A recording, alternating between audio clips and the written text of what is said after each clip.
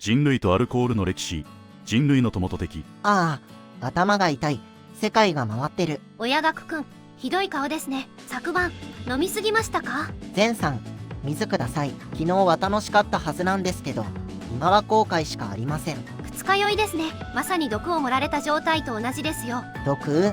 言い過ぎじゃないですか？いいえ、科学的には事実です。学くんが昨日摂取した液体は脳を麻痺させ、肝臓を痛めつける強力な薬物です。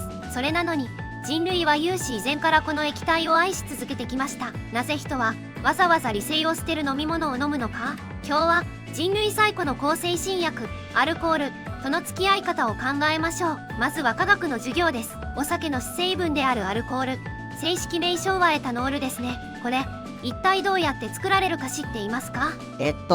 ブドウとかお米を発酵させるんですとね。その通り。では発酵とは具体的に何でしょう？微生物が何か頑張ってるイメージですけど。酵母、イーストという微生物が糖分を食べて分解するプロセスです。酵母は糖を食べると2つのものを排出します。1つは二酸化炭素、そしてもう1つがエタノールです。言い方は悪いですが、アルコールは酵母の排泄物なんですよ。二日酔いの頭に、その表現はきついです。微生物のおしっこを飲んで喜んでたのか、俺たちは。でもなぜ人類はそんなものを飲むようになったんでしょう？これには酔っ払い猿仮説という面白い説があります。酔っ払い猿？私たちの遠い祖先にとって熟した果実は貴重なエネルギー源でした。地面に落ちて発酵し始めた果実は強烈な匂いを発します。つまりアルコールの匂いはここにカロリーの高い食べ物があるぞという合図だったんです。なるほど、生存競争に勝つためのレーダーだったんだ。はい。だから私たちは本能的にアルコールの匂いに惹かれるように進化しました。さらにアルコールを分解できる遺伝子を持った個体だけが生き残ったんです。実はお酒をたしなむのは人間だけではありません。アフリカのゾウは発酵したマルウラの実を食べて酔っ払うことがあります。千鳥足になったり木にぶつかったりする姿が目撃されています。ゾウも酔うんですか？かわいいですね。鳥類にも発酵したベリーを食べて空を飛べなくなる個体がいます。酔いは自然界でも普遍的な現象なんですね。みんなちょっと現実逃避したい時があるのかな。やがて人類は農耕を始め、余った穀物でお酒を作り始めます。古代エジプトではピラミッド建設の労働者にビールが配給されていました。仕事中にビールですか？現代ならクビですよ。当時のビールは栄養価が高く、液体のパンと呼ばれていました。それに当時の水は衛生的じゃなかったんです。そのまま飲むと病気になる危険がありました。でもお酒ならアルコールの殺菌作用で安全に飲めます。お酒は嗜好品じゃなくて命の水だったんですね。中世になると錬金術師たちが蒸留という技術を発明します。醸造酒を熱してアルコール度数を極限まで高める技術です。ウイスキーやウォッカの誕生ですね。それまでの発酵だけでは度数はせいぜい 15% 程度が限界でした。酵母自身が自分の出したアルコールで死滅してしまうからです。自滅しちゃうんだ。でも蒸留によって40度50度という強力なお酒が可能になりました。彼らはこれをアクアビテ生命の水と呼びました。腐らないし傷口の消毒にも使えるまさに魔法の薬です。でも度数が高すぎて毒としての側面も強くなってしまいました。ここからアルコールが脳に与える影響を見ていきましょう。お酒を飲むとふわふわして気持ちよくなりますとね。あれはどうしてですか？アルコールが脳の抑制をコントロールする物質に作用するからです。具体的には GABA という神経伝達物質の働きを強めます。 GABA は脳の活動を抑えるブレーキ薬です。ブレーキが強まる？じゃあおとなしくなるんじゃないですか？ここが面白いところです。最初にブレーキがかかるのは微細なんです。大脳皮質の前頭葉、つまり微細のガードマンが眠らされる。すると普段抑え込んでいた本能や感情が暴れ出します。ああ、だから陽気になったり泣き上手になったりするのか。興奮しているように見えて実は脳の一部が麻痺しているだけなんです。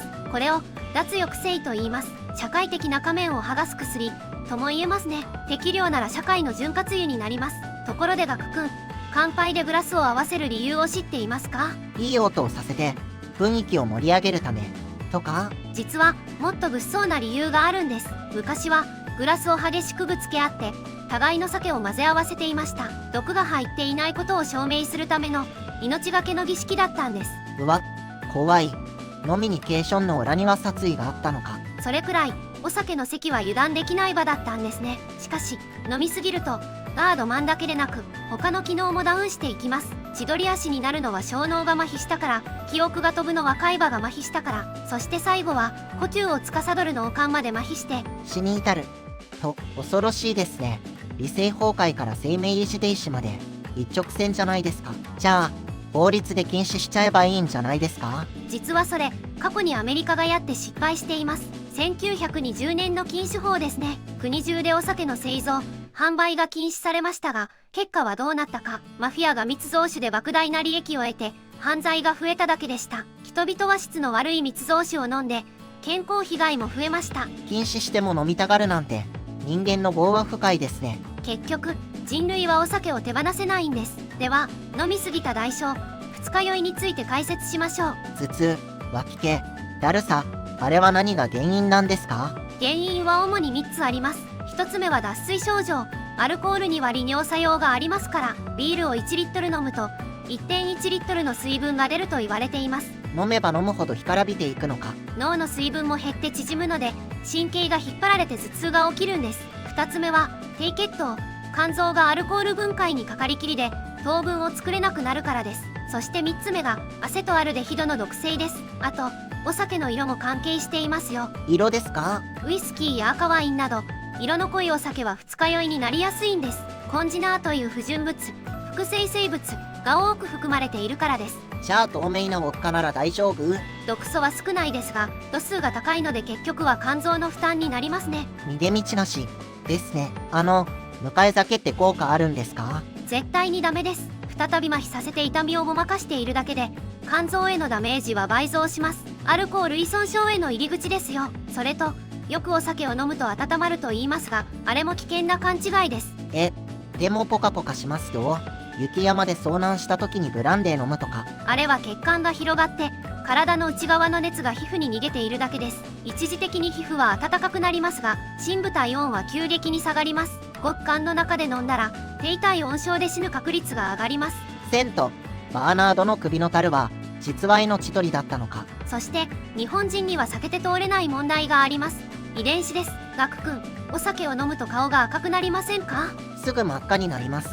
で、頭が痛くなる。それはアセトアルデヒドという毒素を分解する力が弱い証拠です。アルコールは肝臓でまずアセトアルデヒドという有害物質に変わります。普通はすぐに無害な酢酸に分解されるんですが、日本人の約4割はこの分解酵素フェールで EH2 が弱いか持っていないんです。4割も？欧米人はどうなんですか？欧米人はほぼ 100% 強い分解能力を持っています。だから彼らは水のようにビールを飲めるんです。うわ、遺伝子レベルで負けてたのか。顔が赤くなる人は無理して飲んではいけません。